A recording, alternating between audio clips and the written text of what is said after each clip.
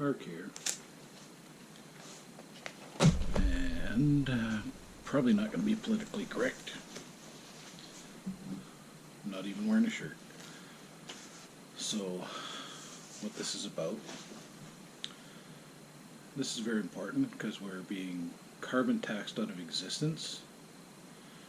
The current John Horgan N.D.P government has an unholy alliance with the Green Party.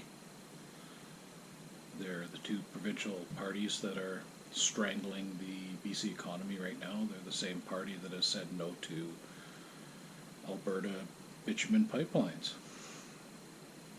I personally support pipelines, and I'm about to prove it. This is the message I want to convey. In fact, Northern B.C. has been supplying coal to China for at least 3 decades. There's a town in Northern B.C. called Tumbler Ridge, and there's 2 big coal mines there that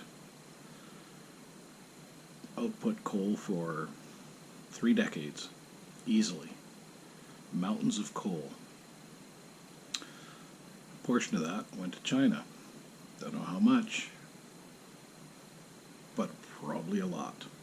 Now there's 2 other mines that are running right now. One is Brule and the other was Willow Creek, and they are also coal mines supplying coal to China.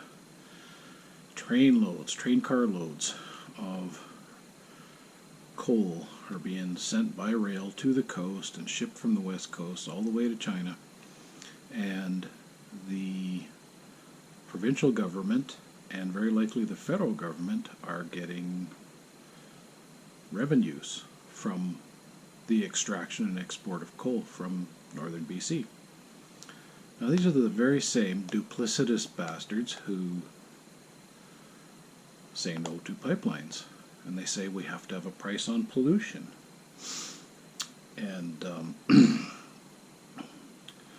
this is the only way to fix climate change. We know China is one of the world's worst polluters, emitters, and the Canadian media is so corrupt they will never tell the truth in this story. Someone has got to.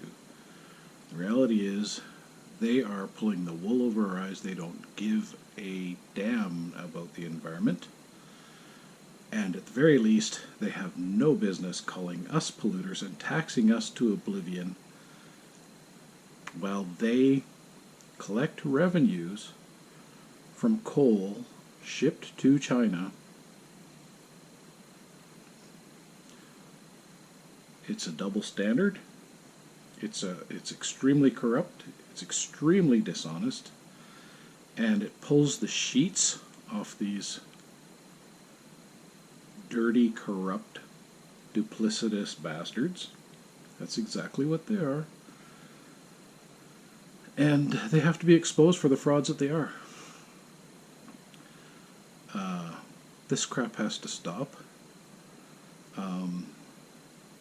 Personally, I don't mind that they mine and sell coal to China, but don't tell me we can't have pipelines from Alberta.